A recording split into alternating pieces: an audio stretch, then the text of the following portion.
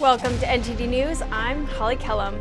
Here are today's top stories. Sources say the Justice Department's internal review of spying on the Trump campaign has evolved into a criminal investigation.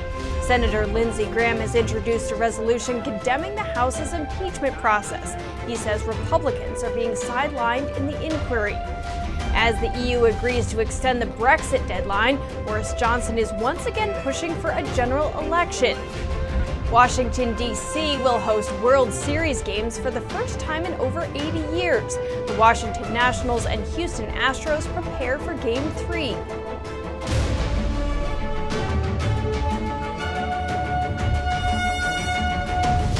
The Justice Department's internal review of spying on the Trump campaign has evolved into a criminal investigation. That's according to anonymous sources who spoke to the Associated Press and the New York Times. The investigation will reportedly be led by Connecticut-based federal prosecutor John Durham. The designation as a formal criminal investigation gives Durham's team the ability to issue subpoenas, impanel a grand jury, compel witnesses to give testimony, and bring federal criminal charges. The Epoch Times reported that top Obama administration officials were involved in several forms of spying on the Trump campaign. They used a maximally intrusive Foreign Intelligence Surveillance Act warrant of Trump campaign associate Carter Page, deployed at least 2 spies, and used intelligence collected by overseas sources. The investigation eventually evolved into Robert Mueller's special counsel probe. It is unclear what potential crimes are being investigated and when the inquiry turned into a criminal one. Senate Judiciary Chairman Lindsey Graham introduced a resolution yesterday condemning the House's impeachment process. Graham says the process has been unfair to the president and that his Republican colleagues in the House are being sidelined. The purpose of the resolution is to let the House know that the process you're engaging in regarding the attempted impeachment of President Trump is out of bounds.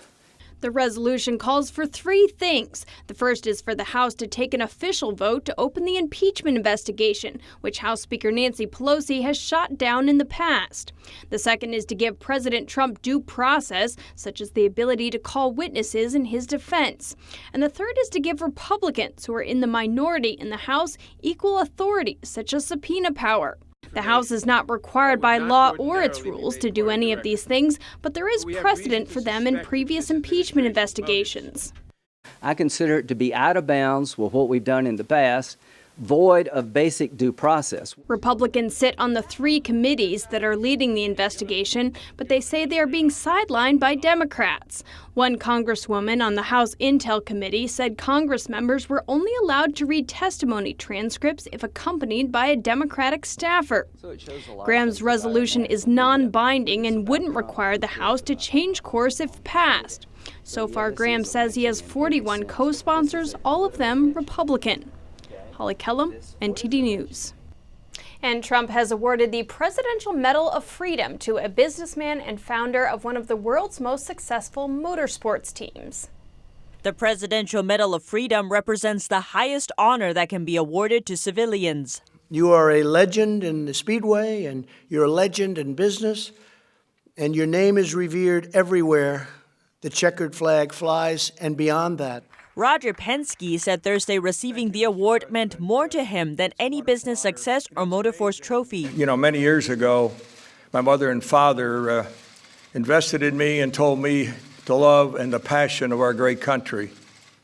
And to think that I'm standing here today in the Oval Office with the President, the Vice President, all of you here today, and especially my family, to receive this wonderful award. The Presidential Medal of Freedom is a way of honoring people who made a significant contribution to American culture, American interests, or world peace. It was established by President John F. Kennedy in 1963. The popular video app TikTok is raising alarm in the U.S. Lawmakers from both sides of the aisle say the app could pose a national security threat. They're calling on intelligence agencies and regulators to take a close look at the company's ties to China. Senators Chuck Schumer and Tom Cotton say the app might be used to spy on Americans.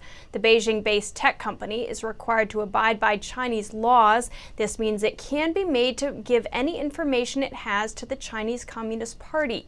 TikTok was downloaded 177 million times last quarter, second only to WhatsApp worldwide. Turkey's president is saying the U.S. should hand over the commander of the Kurdish-led Syrian Democratic Forces. Turkish President Tayyip Erdogan says Turkey will ask the United States to extradite the commander of the Kurdish-led forces. He is a terrorist sought with a red notice. What does this mean? We have a bilateral extradition treaty with the United States. The United States must hand over this man to us. This is a requirement as he is wanted with a red notice. After Republican and Democratic U.S. senators urged the State Department on Wednesday to quickly provide a visa to SDF's Mazlum Kobani, Turkey pointed out that the United States should not treat the commander as a legitimate political figure. Ankara sees General Kobani as a terrorist, closely linked to the outlawed Kurdistan Workers' Party, which has waged a decades-long insurgency in Turkey. Turkey launched its cross-border offensive against the YPG, SDF's primary component, on October 9th. This after President Trump ordered U.S. forces out of northeast Syria. Erdogan says he will meet Trump in Washington on November 13th and ask for the U.S. supplied heavy weapons left by Syrian Kurdish militia to be delivered to Turkey. Representative Tulsi Gabbard is saying aloha to Congress. I will not be seeking re-election to Congress in 2020, and I humbly ask you for your support for my candidacy for President of the United States. The Democratic presidential candidate announced late last night that she will not seek re-election as a representative for Hawaii. The 38-year-old Army vet hasn't made much of a splash in her presidential campaign. She's polling at around slightly more than 1%. However, she recently made headlines after former Secretary of State Hillary Clinton said a Democratic candidate was being groomed by Russia for a third-party run. Clinton never mentioned Gabbard by name, but was widely thought to be referring to her. California once again has fallen victim to major wildfires. More than 18 million people in the southern part of the state are under red flag warnings. As crews fight the flames burning thousands of acres, some residents are being forced to flee their homes. Wildfires spreading across the Los Angeles region, scorching the earth and leaving thick clouds of smoke in the atmosphere. It's terrible, and it happens so quick. It's people don't realize within a matter of minutes this stuff moves miles, So it's just it's terrifying.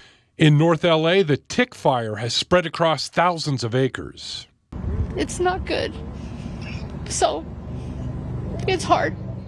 Governor Gavin Newsom says his state has secured a FEMA grant that will help bring resources to fight the blaze. Over in Sonoma County, the Kincaid fire is growing, and residents have been told to flee their homes. Leave the area. We have plenty of deputies in the area to protect your property, and we will assist you in your evacuation. Some people evacuated in the San Bernardino area where the old water fire is burning. I grabbed some family photos and treats for the dogs and stuff for us, and then we met up, and we've been waiting right here hoping for good news. As residents wait to find out the fate of their homes, crews are working nonstop. It's a seamless change from shifts every morning that they just the night shift goes off, the new shift comes on, and they put another 24-hour shift in. The EU today reached agreement on London's request to extend the Brexit deadline. However, deciding the new deadline is on hold until the UK Parliament has considered the Prime Minister's call for a snap general election. Less than a week before the October 31st deadline, the EU has agreed to an extension as requested by the UK Prime Minister Boris Johnson. However, EU member state France recommended they wait before setting the new date for the deadline. Parliament rejected the proposed legislative timetable for agreeing to the deal earlier this week, and as a result, all sides have accepted that the original deadline will not be met.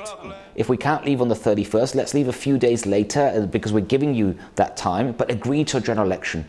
Johnson has offered opposition Labour leader Jeremy Corbyn more time until November 6 to approve Johnson's Brexit deal. The move coincides with Johnson's call for a general election. On Monday, Johnson will forward a motion in his third attempt to call for a general election. If successful, the public vote could restore strength to his Conservative Party by giving them a majority in Parliament. Johnson's proposing December 12th as the election date. I think everyone would see that. We'd rather be getting ready for Christmas and spending time with our kids, they're off school and things like that. But I think people also understand what a very important moment this is for our country and our future, and that does mean we need a new parliament. Although it's a busy time of year, polls suggest public opinion may have shifted significantly since the first Brexit vote back in 2016. Indonesian investigators say plane defects contributed to the Lion Air 737 MAX crash almost 1 year ago. Inadequate training and maintenance issues were also factors. Air accident investigators have zeroed in on the anti-stall system of the plane, known as MCAS. They say it forced the plane's nose down, leaving pilots unable to take control. Other technical issues, including a maintenance problem. The sixth contributing factor was the replacement of the AOS sensor that was replaced or installed in the aircraft was miscalibrated during the repair. The repair was in the US, and the miscalibration was not identified during the repair. The report said insufficient training and communication between the pilots also contributed to the crash. The Lion Air Flight 610 crashed into the Java Sea in Indonesia, killing 189 people in October 2018. The jet plunged into the sea just 13 minutes after takeoff. The aircraft had only been in use for 2 months and had experienced problems on 4 other flights leading up to the fatal accident. Just 5 months later in Ethiopia, another MAX jet crashed, killing all of its 157 passengers. This led to the worldwide grounding of this type of jet. And in Iraq, anti-government protests starting again today, with new fatalities already reported. Hundreds of demonstrators taking to the streets of Iraq to protest government corruption, high unemployment, and poor public services, many blaming the current constitution. We're not asking for electricity. We're not asking for water. These are legitimate rights which the government should provide. We are calling firstly today for the government to resign and for the constitution to be changed. As hundreds of people marched towards government buildings in the city's fortified green zone, where foreign embassies and government buildings are housed, security forces opened fire using tear gas and stun grenades. There have also been reports of security forces firing live rounds into the air to break up the protests. According to officials, at least 2 people have been killed and over 200 wounded.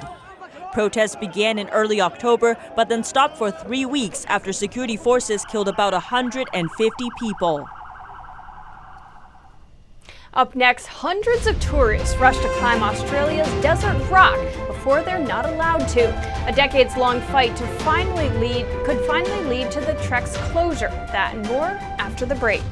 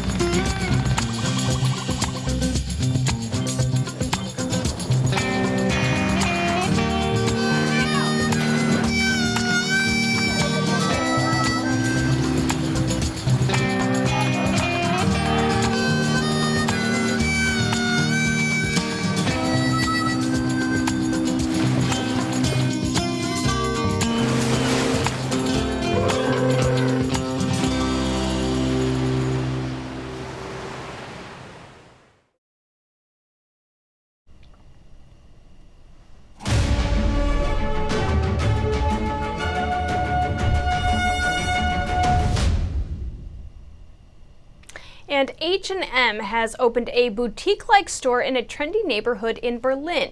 It's offering yoga classes, a cafe with a garden, and space for other brands. The Swedish budget chain is trying this new look to revive flagging sales. The Berlin store is about a fifth of the size of regular H&M stores and features clothes selected to appeal to local tastes, as well as perfumes, vegan cosmetics, handbags, and secondhand garments from partner brands.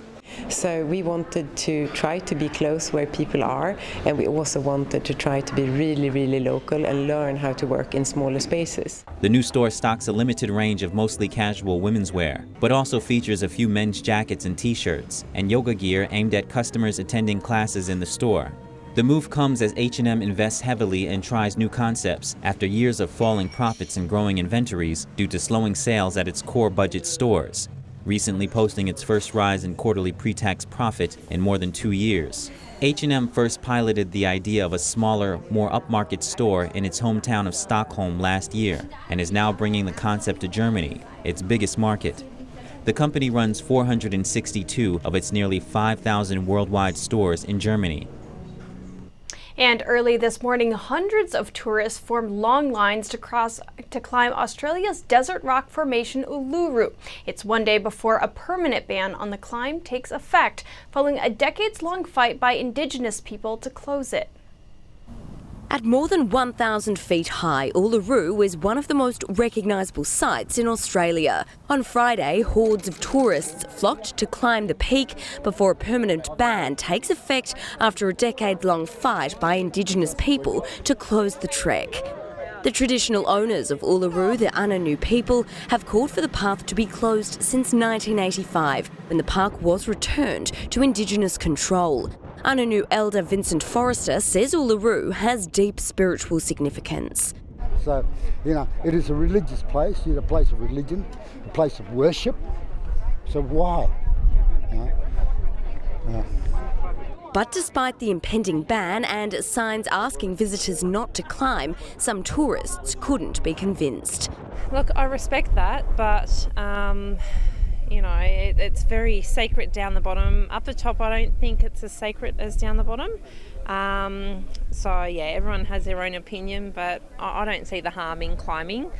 So long as you don't damage anything, you just respect, their culture and just walk. And don't damage anything up there or leave any rubbish up the top.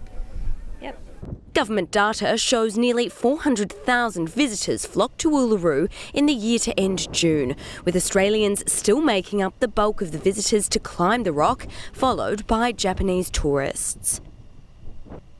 Up next, an NTD reporter speaks to supporters of Hong Kong's Lenin walls. Residents use the walls to support democracy protests. The walls have had added benefits for citizens. More on that when we return.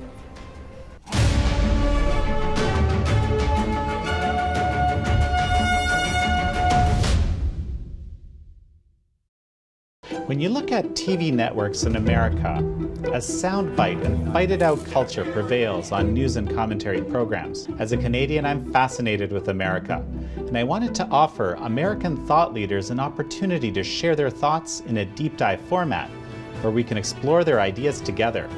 And so American Thought Leaders was born. The world's most brilliant thinkers believed that open discourse was the key to greatness. However, all around the world, we see that discourse is being stifled and political agendas have subverted media. The Epoch Times launched its Global Thought Leaders program to bring back this great tradition of free thought. As the host of American Thought Leaders, every week I interview some of the most intriguing minds on the most pressing issues of our time. Be sure to check out our new episodes every week.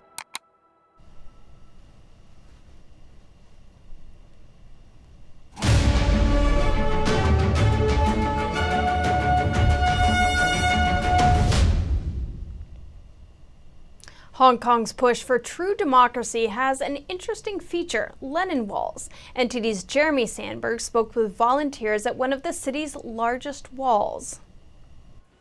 Lenin walls seem to be popping up everywhere in Hong Kong. Here, in everywhere, and 18th district in Hong Kong, is let the people freedom of expression And we are angry, we are raged, and because some of the people cannot go up front to the front line, and some elderly, they wanted to help. The Lenin Wall represents a monument to free speech and nonviolent war against communist regimes. I'm 17 years old. I come here to voice out my mind to the Hong Kong government. They shut the people, and I feel very angry, and so that I come here to volunteer. Time after time, pro-China people and authorities tear down the posters, but citizens keep on rebuilding them. And I feel like, well, they tear it up and tear it off. I don't care. As long as they keep ripping it off, I'll just keep sticking them back up again. I won't stop them because it's very dangerous if they do something to can harm us. So I will let them do to destroy, and we will do it back. Stationery and sticky notes are supplied for people passing by to leave a message in a memo. Pro-democracy posters and signs are also pasted and taped to the floor, walls, and ceilings. For example, I walk through the tunnel and I have something want to tell the people who walk through the tunnel, and I stay here, write something and stick it. Volunteers say they have talked to those who are depressed because of the situation in Hong Kong and offer counsel. We have 2 cases in here, 2 females. Before they came to this tunnel, they already has a plan to suicide, to kill themselves.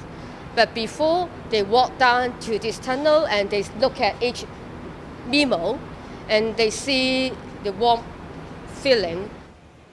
Cases like this make volunteers feel their role is an important form of support for the protests.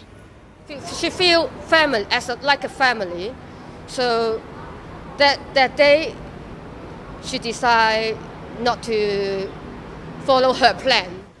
Last week, a 19-year-old boy was cut on the throat and stabbed in the stomach by a pro-communist man while handing out democracy flyers at a Lenin Wall. This man is coming from Mainlander, and he has knife on his pocket, which is he has the weapon, and he has intention, and he lashed and he stabbed this guy. Is only 19 years old. And in August, a man from communist-controlled China knifed 2 women for posting memos on a Lenin Wall, as well as a man who tried to intervene. One of them was left in critical condition. The term Lenin Wall goes back to the totalitarian era in the Czech Republic, when the pacifist youth in Prague expressed their hopes and dreams on a wall that came to be known as the John Lennon Peace Wall. Risking prison, youth would defy authorities to write on the wall, an act the communist police called subversive activities against the state. Some say the wall in Prague helped inspire the nonviolent Velvet Revolution that led to the fall of communism in former Czechoslovakia in 1989. One aspect of the Lenin Walls is a means to raise awareness and spread messages, but another is a form of support. For many, it's a way to unite and reassure each other that they're not alone. Jeremy Sandberg, NTD News, Hong Kong. Up next, the man who invented rechargeable lithium batteries is now 78 years old. Our reporter sat down with him to talk about his life's work and what led to his world-changing invention. More on that when we return.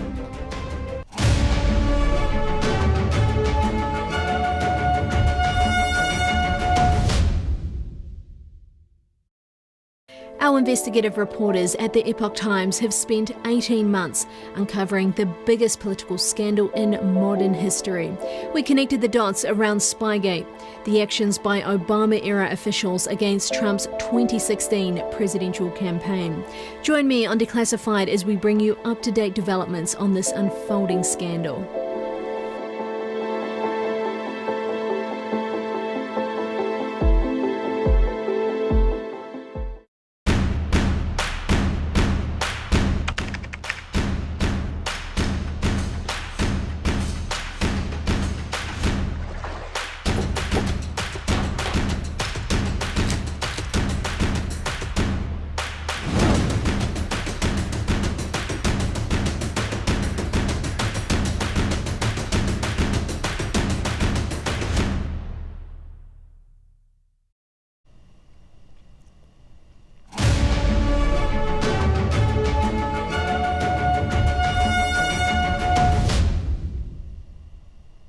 For the first time in 86 years, Washington baseball fans will get a taste of World Series baseball at home. The Fall Classic heads to the nation's capital for Game 3 tonight. It will be a first for the city since 1933. President Trump has also confirmed he is planning to attend the game on Sunday if the series goes to a fifth game. As the World Series moves from Houston to D.C. for Game 3, if you're in the World Series, you're going to feel it and you're going to have a really good time. The city is abuzz over something most sports fans have never seen. World Series baseball in Washington. The vibe is great. I love being here right now. After fielding a team for most of the 20th century, baseball left the nation's capital in 1971 and didn't return until 2005.